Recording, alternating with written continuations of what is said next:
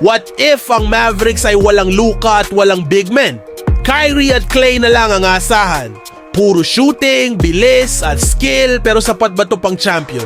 Walang dominant big man, kailangan nilang magpaulan ng tres at bilisan ng laro.